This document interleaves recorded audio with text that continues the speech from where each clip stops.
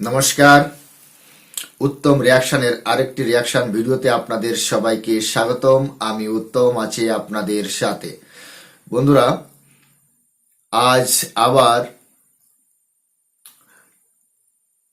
National ডায়ালগের আরেকটি video নিয়ে আপনাদের মাঝে হাজির হয়েছি। ভিডিও টাইটেল হচ্ছে একে অন্যকে সাহায্যে প্রস্তুত, এবার অ্যাকশন হতে পারে। দোস্ত, আমরা জানি ভারতের যে ন্যাশনাল সিকিউরিটির অ্যাডভাইজার অজিত ডোভাল বর্তমান সময় চীন ভিজিটের উপর আছে এবং তিনি এখনও চীনেই রয়েছেন। তার কারণ আমাদের যে প্রতিবেশী দুটি রাষ্ট্র তারা ভীষণ ক্রাইসিসের মধ্যে রয়েছে। একটা হচ্ছে মায়ানমার, একটা হচ্ছে বাংলাদেশ।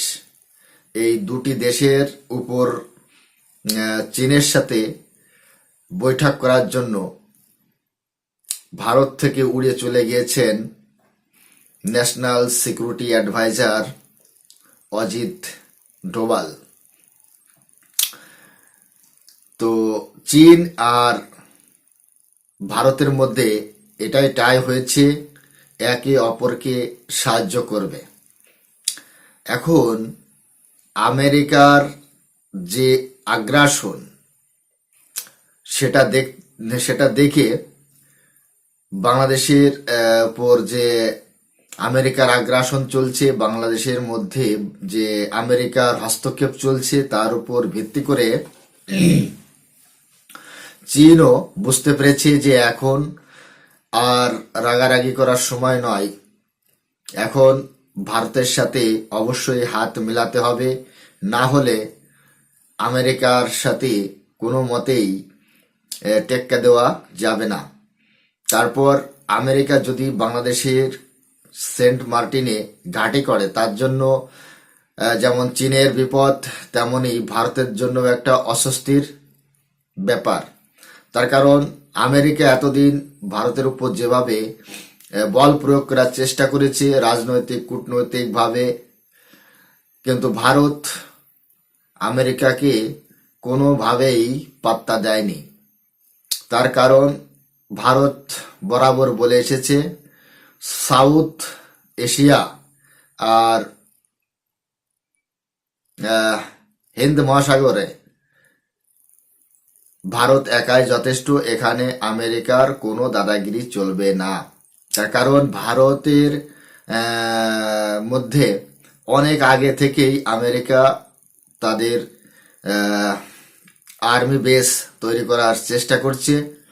তো সেখানে সেই সব বৈঠকে কি কি প্রস্তুত করা হয়েছে, কোন কোন বিষয়ে দুই দেশ একসাথে আসার অঙ্গীকার করেছে, একে অপরকে সাহায্য করার অঙ্গীকার করেছে, সেটা জানতে পারবো সম্পূর্ণ ভিডিওটি দেখার পর। আশা করি আপনারা আমার সাথে থাকবেন। চ্যানেলে নতুন হলে চ্যানেলটি সাবস্ক্রাইব করে বেল আইকন অন করে অল করে রাখবেন পরবর্তী ভিডিও নোটিফিকেশন পাওয়ার জন্য। অলরেডি যেসব বন্ধুরা চ্যানেলটি সাবস্ক্রাইব করে আমার ইউটিউব পরিবারের সদস্য হয়েছেন তাদের প্রতি রইল অসংখ্য ধন্যবাদ। ভিডিওটা ভালো লাগলে একটা লাইক করবেন, শেয়ার করে আপনার বন্ধুদের দেখার সুযোগ করে দিতে পারেন। কমেন্ট সেকশন লিখে অবশ্যই জানাতে পারেন আপনারা কোন ধরনের ভিডিওতে রিয়াকশন চান, আমি চেষ্টা করব সেই সব ভিডিও নিয়ে আসার জন্য। তাহলে চলুন বন্ধুরা, সময় নষ্ট না করে প্রথমে ভিডিওটা দেখি। ভিডিওর শেষে অবভিয়াসলি আমার ব্যাখ্যা থাকবে। অরিজিনাল ভিডিওর লিঙ্ক আমার ডিসক্রিপশনে মেনশন করা থাকবে, আপনারা চাইলে চ্যানেলটি ভিজিট করতে পারেন, চ্যানেলের ভিডিওগুলো অবশ্যই দেখতে পারেন।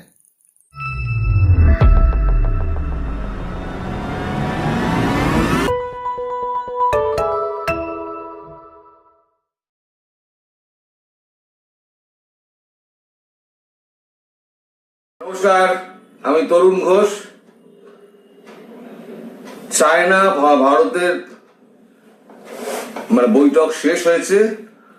অজিত ডোভাল গেছিলেন দুদিনের ট্যুরে, গিয়ে ওখানে ফরেন মিনিস্টার তার সঙ্গে কথা বলেছেন চায়নার, এবং ওনাদের ভাইস প্রেসিডেন্ট তার সঙ্গেও কথা বলেছেন।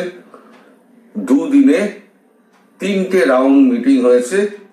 মিটিং হওয়ার পর একটা জয়েন্ট স্টেটমেন্ট দুজনেই জারি করেছেন। জারি করে মানে দুপক্ষ মিলে একটা জয়েন্ট স্টেটমেন্ট দুজনের উপস্থিতিতে পড়া হয়। সেই জয়েন্ট স্টেটমেন্ট যেটা আছে সেটা আজকে প্রকাশ পেয়েছে কাগজে, সেটা আমি একটুখানি আপনাদের পড়ে শোনাই। Doval hold talks with Chinese Foreign Minister Wang Yi on peace at borders, restoration of ties. 18 December 10:55 AM Beijing, মানে বেজিং এর থেকে করা হয়েছে। India China special representative meet after 5 years to discuss border issue and restore bilateral ties. বাংলায় যেটুকু পাওয়া গেছে তার থেকে আমি পড়ে শোনাচ্ছি। মিস্টার দোভাল, যিনি ভারতীয় প্রতিনিধি দলের নেতৃত্ব দিয়েছেন, মঙ্গলবার 17 ডিসেম্বর 2024 5 বছর পর অনুষ্ঠিত বিশেষ প্রতিনিধিদের মধ্যে আলোচনার 23তম রাউন্ডে অংশ নিতে এখানে এসেছিলেন। শেষ বৈঠকটি 2019 সালে দিল্লিতে হয়েছিল। 5 বছর পর এই মানে বাইলেটারাল মিটিংটা হচ্ছে প্রতিনিধি দলের সঙ্গে। চীনের সময় সকাল 10টায় আলোচনা শুরু হয়। তারপরে যে জয়েন্ট স্টেটমেন্টটা যেটা পড়া হয়েছে সেই জয়েন্ট স্টেটমেন্টটা হচ্ছে এইরকম। চীন ও ভারতের নেতাদের মধ্যে গুরুত্বপূর্ণ সাধারণ বোঝাপড়া বাস্তবায়ন করতে একে অপরের মূল স্বার্থ এবং প্রধান উদ্বেগকে সম্মান করতে সংলাপ এবং যোগাযোগের মাধ্যমে পারস্পরিক আস্থা জোরদার করতে আন্তরিকতা ও সৎ বিশ্বাসের সাথে সঠিকভাবে মতপার্থক্য মীমাংসা করতে চীন ও ভারতের সাথে কাজ করতে প্রস্তুত। দ্বিপাক্ষিক সম্পর্ক যত তাড়াতাড়ি সম্ভব স্থিতিশীল এবং সুস্থ উন্নয়নের পথে ফিরে আসবে তিনি মন্তব্য করেছিলেন, মানে তিনি বলেছিলেন, মানে যিনি প্রেস বিবৃতিটা যিনি পাঠ করেছেন জয়েন্ট স্টেটমেন্ট তিনি বলেছেন, তার নাম এখানে দেওয়া নেই। এখন ব্যাপারটা হচ্ছে এই যে পরস্পর আস্থা, সেটা হচ্ছে বর্ডার সিচুয়েশন নিয়ে একে অপরের মূল স্বার্থ এবং প্রধান উদ্বেগকে সম্মান করতে, যে সমস্ত উদ্বেগগুলো রয়েছে সেগুলোকে সম্মান করতে সংলাপ এবং যোগাযোগের মাধ্যমে পারস্পরিক আস্থা জোরদার করতে, যে কোনো কাজই হোক না কেন নিজেদের মধ্যে পারস্পরিক আস্থা জোরদার করার জন্য যে সমস্ত মিটিং গুলো দরকার, যে সমস্ত কথাবার্তা দরকার, সেই সমস্ত কথাবার্তা দুজনেই রাজি হয়েছে। দুপক্ষই ভারত এবং চীন দুপক্ষ রাজি হওয়ার পর এই জয়েন্ট স্টেটমেন্টটা দেওয়া হয়েছে। এখন এই মিটিংটা নিয়ে এত গুরুত্বপূর্ণ কি, এত গুরুত্বপূর্ণ হঠাৎ হয়ে দাঁড়ালো কেন? এখানে ছবিগুলো দেখুন। এখানে ছবিগুলো যেটা আছে সেটা হচ্ছে মধ্যখানে দুজন দাঁড়িয়ে আছেন, সেটা একজন হচ্ছেন অজিত দোভাল, একজন হচ্ছেন ফরেন মিনিস্টার ওয়াং ই। দুজনের বডি ল্যাঙ্গুয়েজ দেখুন, অত্যন্ত হাসি খুশি এবং খুব পজিটিভ মেজাজে দুজনেই রয়েছেন। সঙ্গে চাইনিজ এবং ভারতীয় প্রতিনিধি দলের একজন করে রয়েছেন এখানে। পরেরটায় দেখুন, পরেরটায় এটা এই ছবিটা দেখুন, এটা হচ্ছে ভাইস প্রেসিডেন্ট হেন জ্যাং আর অজিত দোভাল। দুজনের বডি ল্যাঙ্গুয়েজ দেখুন, অত্যন্ত স্বাভাবিক এবং বেশ উৎফুল্ল দুজনেই, মানে মিটিংটা খুব সাকসেসফুল হয়েছে। এখন বর্ডার সিচুয়েশন তো অনেক আগেই তো মিটে গিয়েছে। আমাদের দেবসাং এবং দেমচক দুটো পয়েন্ট যে দুটো নিয়ে মানে গন্ডগোল ছিল, সেই দুটো পয়েন্টও গন্ডগোল গুলো মিটে গিয়েছে। তাহলে বর্ডার সিচুয়েশনটা কি যেটা নিয়ে এই 5 বছর বাদে হঠাৎ করে আলোচনাটা শুরু হলো? অ্যাকচুয়ালি চায়নার বর্ডারে যেটা রয়েছে সেটা হচ্ছে মায়ানমার, বাংলাদেশ। মায়ানমার অশান্ত, বাংলাদেশ অশান্ত। তাহলে এই দুটো অশান্তি যারা পাকিয়েছে তারা যে চুপ করে আগামী দিনে বসে থাকবে না, সেটা ভারতবর্ষ এবং চীন খুব সহজেই ধরে ফেলেছে। কারণ দুজনেরই দুই দলেরই অনেক কূটনীতিক আছেন, যারা অনেক উঁচু দরের মানুষ, তারা বিশ্ব জুড়ে ঘুরে বেড়ান এবং কূটনীতিতে তারা হচ্ছে একেবারে 1 নম্বর। এখন এখানে দেখুন একটা জিনিস আপনারা লক্ষ্য করুন, সেটা হচ্ছে ওদের ফরেন মিনিস্টার এবং ভাইস প্রেসিডেন্টের সঙ্গে মিট করছেন কে? আমাদের national security adviser Ajit Doval. তার মানে অজিত দোভালজি পুরো ব্যাপারটা, সিচুয়েশনটা ওনাদেরকে গিয়ে বুঝিয়েছেন, এবং ওনাদের যে এনএসএ আছে তিনিও এই বৈঠকে উপস্থিত ছিলেন, এবং দুজনের যে বোঝাপড়া, সেই বোঝাপড়ার একটা লাইনে এসে দুজনে কিন্তু সহমত হয়েছেন যে আমাদের দুজনের দিকে কিন্তু বিপদ ঘনিয়ে আসছে। তার কারণ হচ্ছে 20 জানুয়ারির পর ট্রাম্প আসছেন। ট্রাম্প এলে যেমন চীনের ওপর একটা চাপ বাড়বে, তেমনি আবার যারা এই সমস্ত গন্ডগোলগুলো পাকাচ্ছে তারা যে চুপচাপ বসে থাকবে, তখন ট্রাম্প এলেই যে একেবারে সব জাদু কাঠির মতো 1 মাসের মধ্যে কি 2 মাসের মধ্যে সমস্ত ঠিক করে দেবেন, তা তো নয়, সেটা হওয়ার নয়। কারণ এই ঝামেলাটা কিন্তু এখন চলবে, এবং যত দিন যাবে তত কিন্তু মায়ানমারের অশান্তি বাড়বে, বাংলাদেশের অশান্তি বাড়বে। ফলে দুপক্ষই ঠিক হয়েছে যে আমরা একে অপরের স্বার্থ নিয়ে কাজ করব। আমাদের যে সমস্যা ছিল সেটা হচ্ছে বর্ডার সমস্যা। বর্ডার সমস্যা আমরা মিটিয়ে নিয়েছি। আমি আগেও বলেছি, এখনো বলছি, ভারত এবং চীনের মধ্যে সীমান্ত সমস্যা ছাড়া আর কোনো সমস্যা ছিল না, এখনো নেই, আর ভবিষ্যতে হবে বলে আমার মনে হয় না। কারণ ভারতের এমন কিছু চীনের সঙ্গে নেই, চীনের এমন কিছু ভারতের সঙ্গে নেই যেটা নিয়ে গন্ডগোল পাকাতে পারে। এক হচ্ছে গিয়ে তিব্বত, সে তিব্বত নিয়েও একটা আলোচনা হয়েছে, মানস সরোবর নিয়েও একটা আলোচনা হয়েছে, একটা পজিটিভ ফলাফল বেরিয়ে এসছে। সেগুলো হচ্ছে পুরনো কথা, নতুন কিছু কথা নেই। তাহলে এখন এই যে চীন কেন এত উদ্বিগ্ন? চীনের ওখানে অনেকগুলো প্রজেক্ট চলছে মায়ানমারের ভেতরে, সেগুলো যদিও এখন হুন্তা বাহিনীর দখলে রয়েছে, কিন্তু কতদিন সেই প্রজেক্টগুলো মানে হুন্তা বাহিনীর দখলে ওই প্রজেক্টগুলোর জায়গায় থাকবে তা নিয়ে কিন্তু খুব মুশকিল আছে।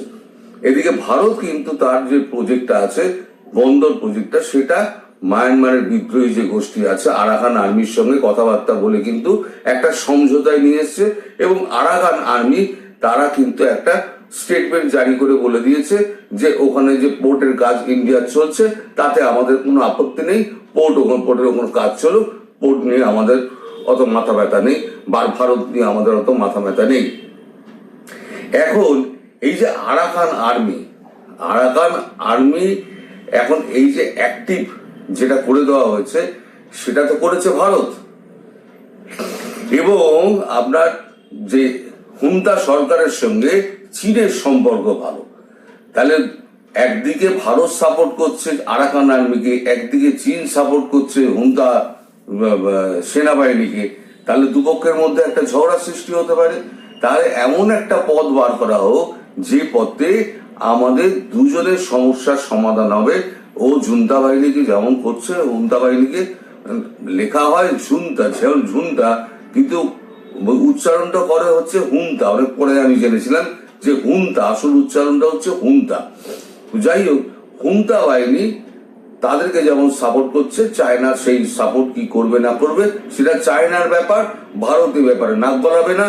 আর ভারত যে আরাকান আর্মিকে সমর্থন করছে তাতে চায়না নাক গলাবে না।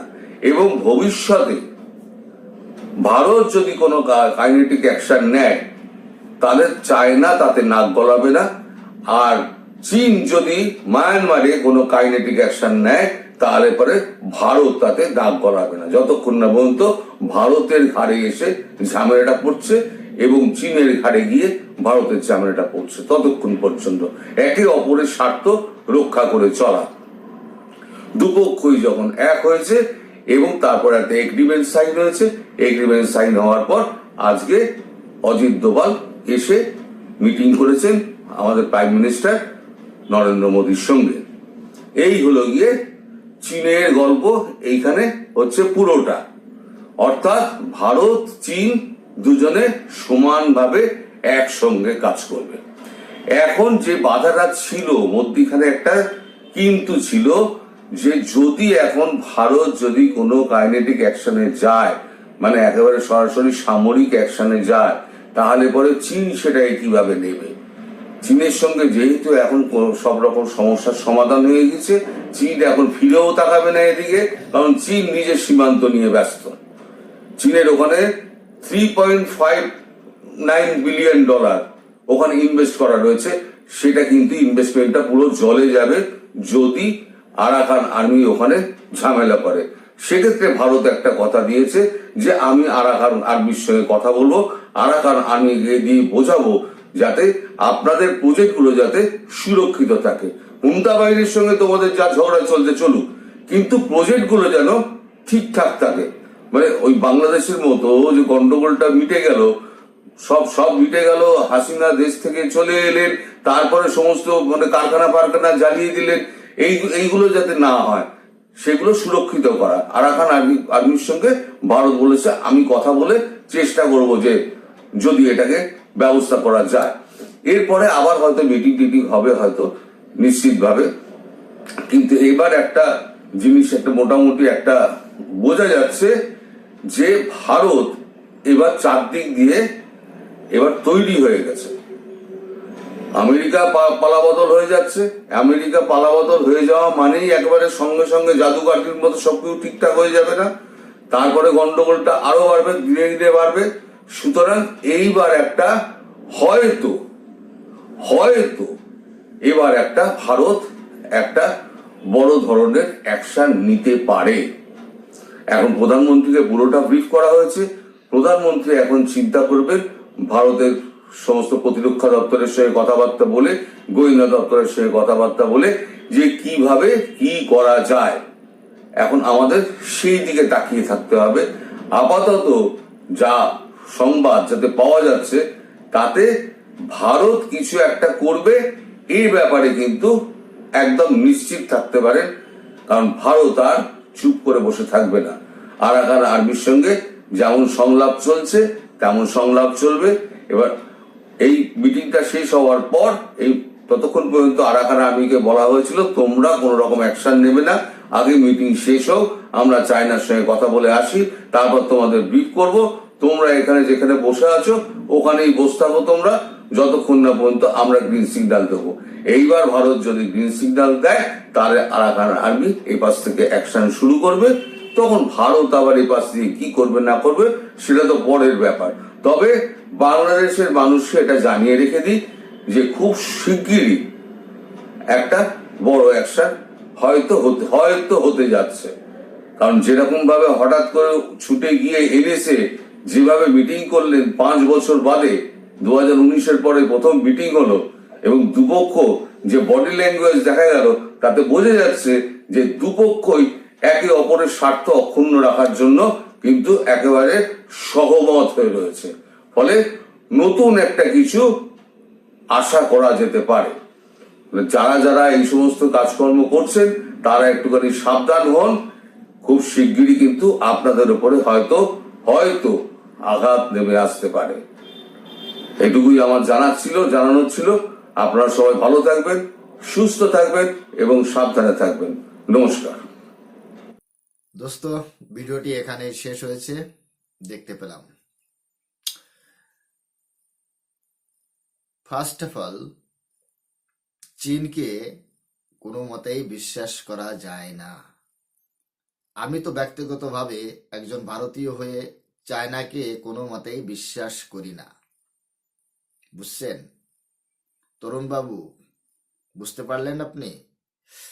তার কারণ অতীতের যে চায়নার কর্মকাণ্ডগুলো রয়েছে ভারতের প্রতিপক্ষে, সেগুলো দেখে কখনোই আমরা চায়নাকে আর বিশ্বাস করতে পারি না। তবে যা কিছু হয়েছে, যদি সেটা পজিটিভ হয়ে থাকে তাহলে আমাদের একটু সতর্ক থাকতে হবে। তার কারণ চায়না যে কোনো মুহূর্তে নিজের স্বার্থের জন্য তাদের যে মাইন্ডসেট সেটা পরিবর্তন করতে পারে। আর দ্বিতীয় কথা, আমাদের যে দুই প্রতিবেশী রাষ্ট্র বর্তমান সময় উলঙ্গভাবে নাচানাচি করছে, সেই নাচানাচি দেখার একটা ধৈর্য তো অবশ্যই আছে। আমরা দেখছি, যতটা সময় আমরা ধৈর্য রাখতে পারি তত সময় দেখছি। আর ধৈর্যের বাঁধ যখন ভেঙে যাবে তখন অবভিয়াসলি কোনো না কোনো অ্যাকশন তো অবশ্যই হবে। ফার্স্ট অফ অল, যে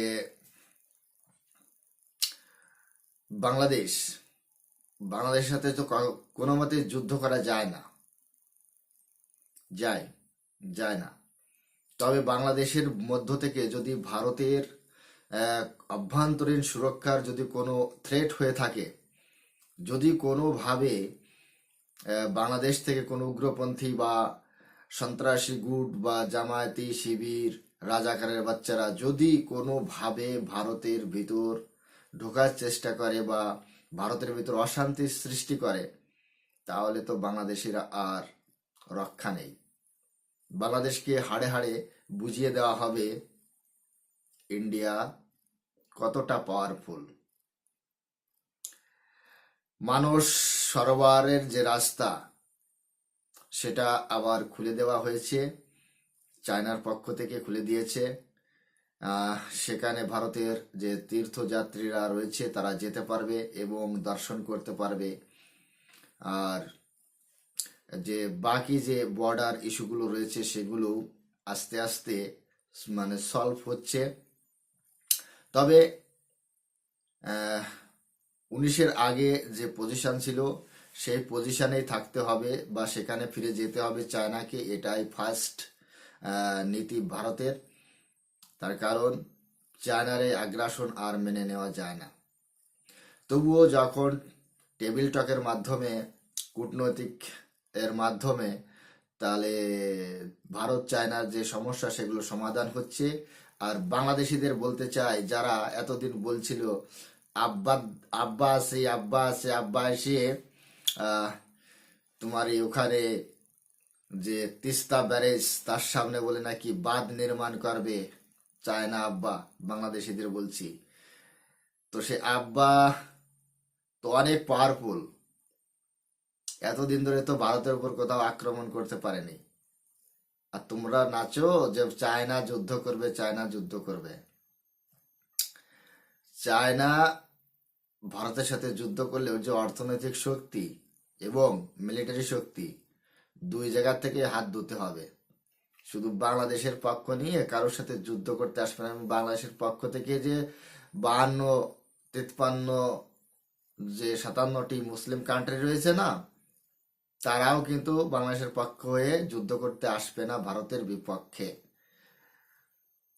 south Asia May boss of the India, এটা মনে রাখবেন। তো দোস্ত, আপনাদের কি মতামত সেগুলো অবশ্যই কমেন্ট সেকশন লিখে জানাতে পারেন। চ্যানেলে নতুন হলে চ্যানেলটি সাবস্ক্রাইব করে বেল আইকন অন করে অল করে রাখবেন। আবার দেখা হচ্ছে নেক্সট রিয়াকশন ভিডিওতে। ততক্ষণ সবাই ভালো থাকুন, সুস্থ থাকুন। নমস্কার।